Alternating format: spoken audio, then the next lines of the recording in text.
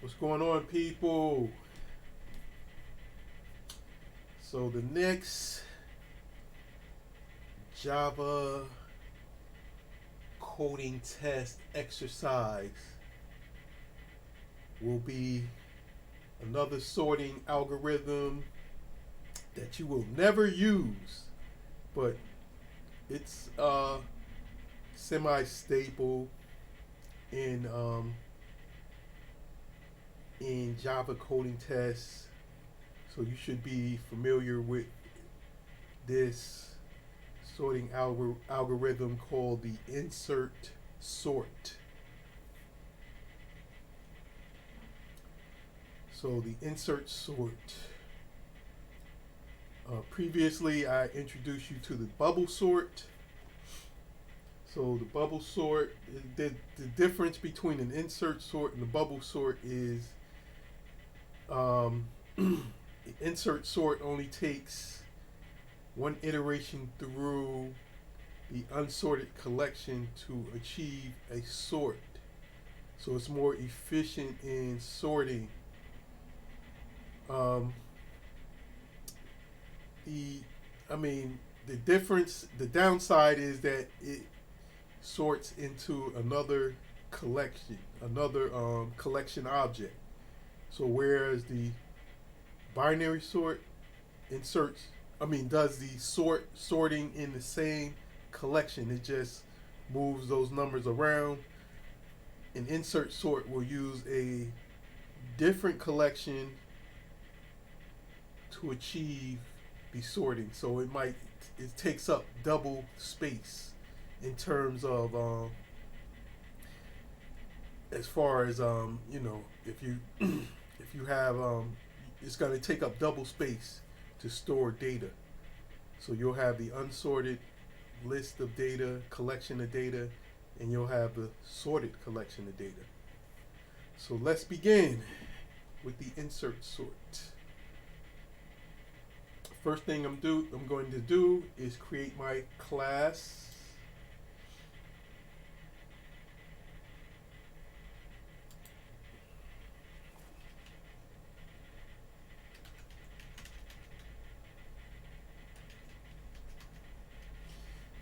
Called insert sort.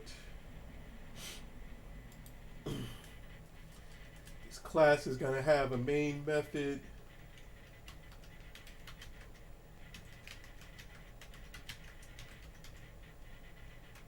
standard main method, because I'm going to be using main method to test my insert sort functionality in.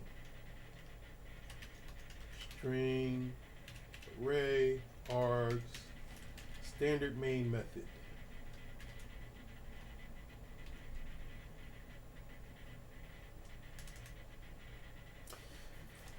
Okay. So now I'm going to create my insert sort functionality. So I'm going to create a method called insert sort. It's going to return a list.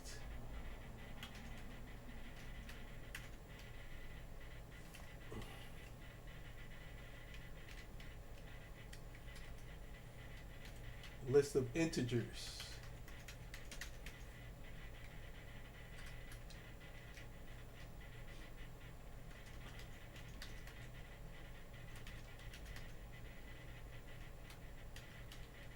I'm going to be passing it a list of integers.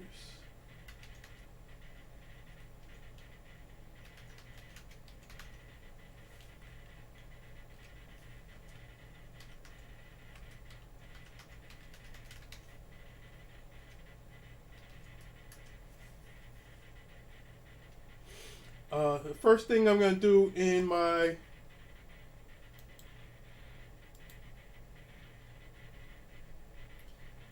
I'll do the importing my list. First thing I'm going to do is create the list that I will be populating. So this list will be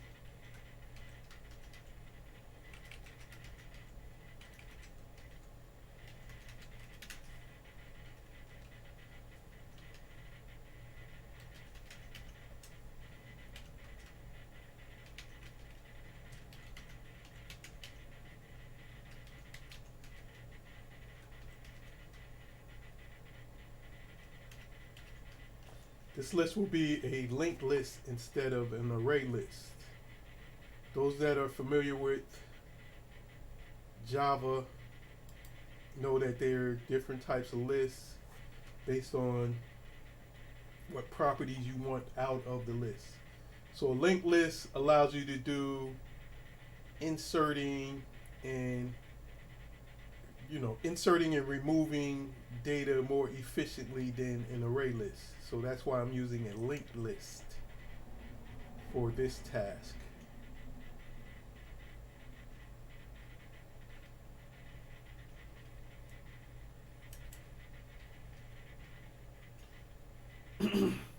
Now, this particular process is going to use a continuation loop.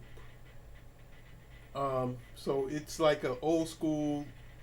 I'm an old school developer from back in the day. We used to have go-to loops, and Java, surprising to a lot of people, Java has a go-to loop called a continuation. I've never used it outside of using it in this functionality. I may have, I don't think I've ever used it in any of my coding. It's not a good coding practice to use goto. I mean, if you think out the process, you could refactor it another way, but it works for this type of sorting algorithm, and it's the most, this is a very small piece of code, so I'm going to use the continuation in this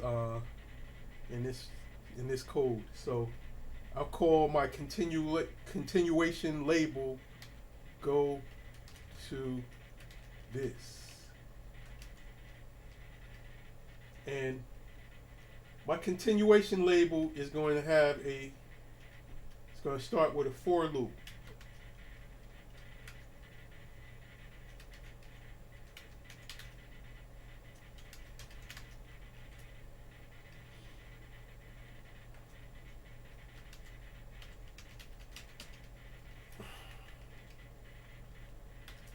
So this for loop is going to is passing the unsorted list, and for every element in the unsorted list, it's going to loop through the for loop for every element. It's just going to do it. Yeah, it's going to loop through every element for the for loop. Now,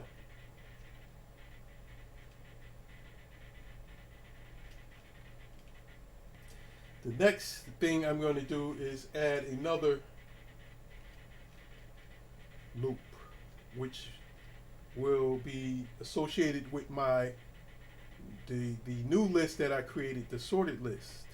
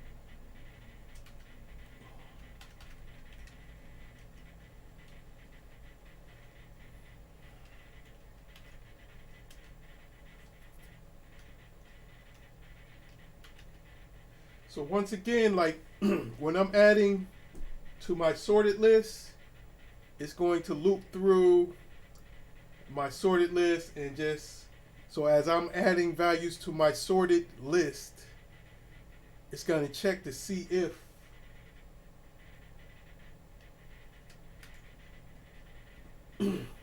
the value I have, which will be that value coming from the unsorted list,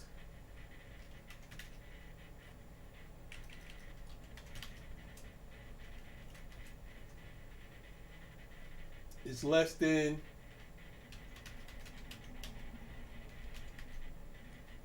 any values that are already added to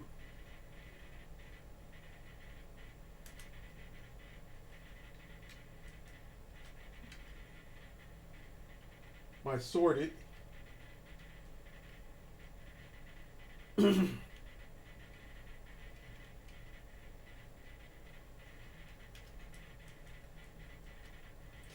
If so, then I'm going to add to my sorted list, and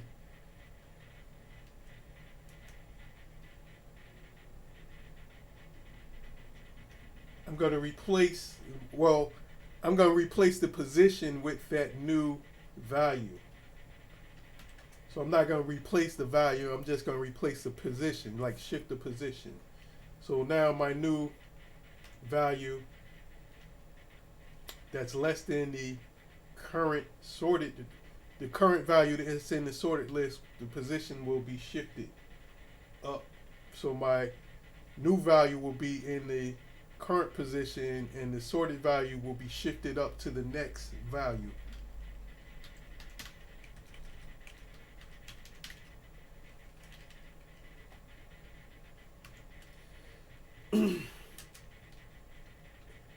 Now I'm going to implement my continue statement.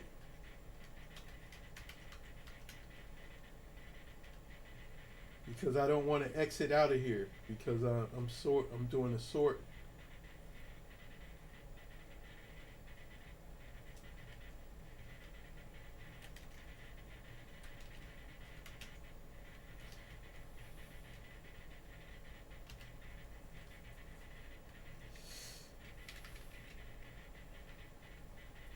Now, if we look at our for statement, the for statement is going through the sorted list, which is the new list that we're creating. So there will not be an initial value added to the sorted list. Initially, the for statement will be empty. So we want to add an initial value to the sorted list.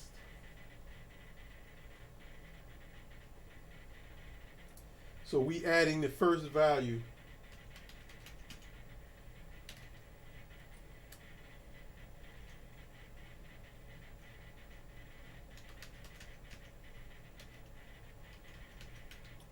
Sorted size is going to be 0 because there's nothing in it, and 0 is the first index of a list element. And adding the first value that's in our unsorted list. So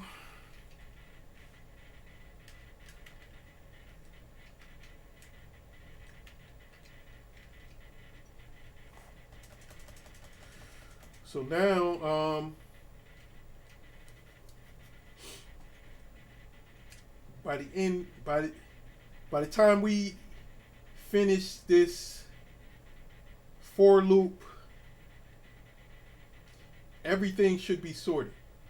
The top level for loop, everything should be sorted. So the if statement, if everything's sorted, we should not hit the continue again. So we should just fall through at the end, and we want to return our sorted.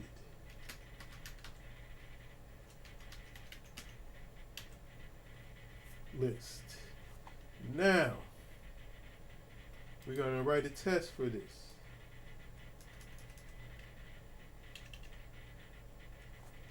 We're going to write a test. So we're going to create a list, an unsorted list of integers.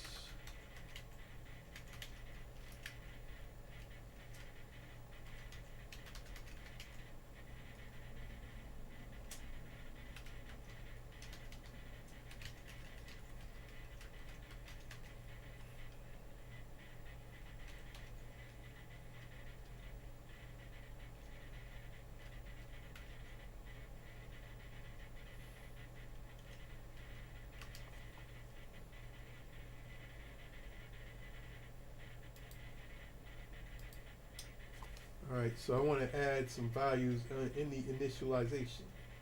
So let me just use,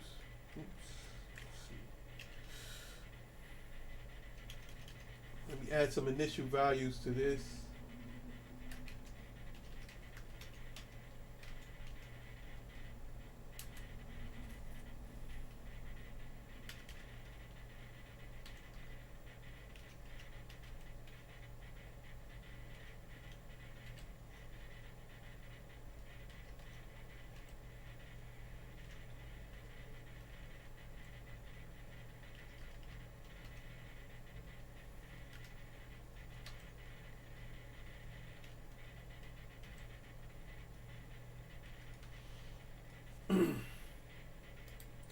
So I have a list of unsorted values, unsorted integers. So next thing I want to do is I want to print this out. So first, I'll create my insert sort method.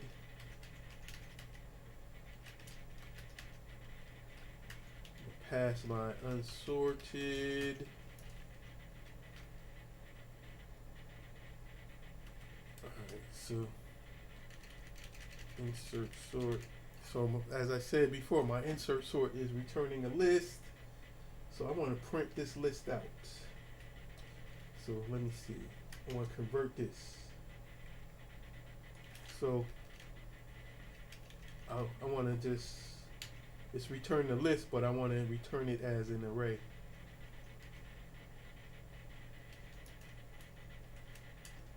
Return it as an array, and now I want to return it as a string.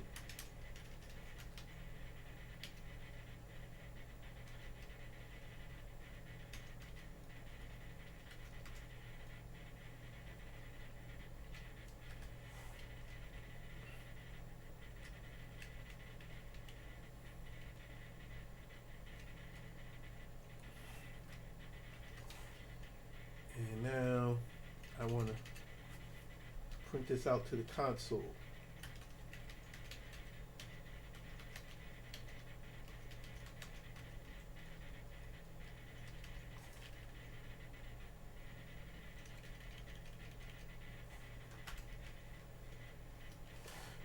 All right, now let's test our insert sort.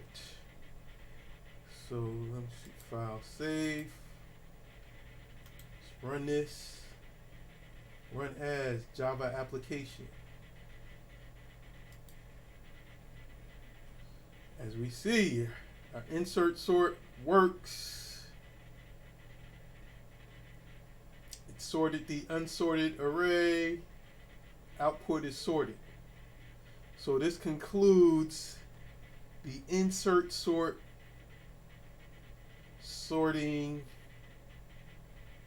coding test, Java coding test.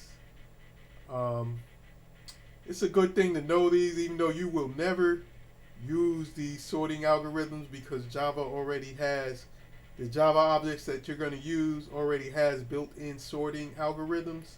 But for the purpose of technical interviews, interviewing at places like Google, Amazon, startups, they expect you to know these types of sorting algorithms. And it's the difference in getting a $150,000 to $200,000 position and not just knowing a simple sorting algorithm, though you will never use it.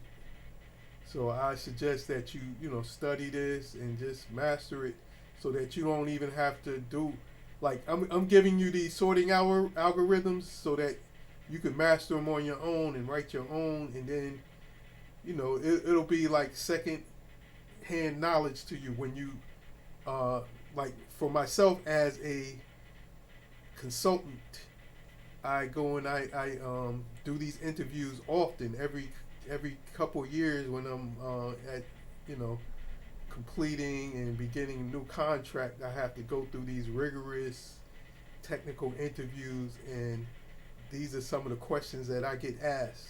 So that's why I'm passing this information on to you. With that, I say peace.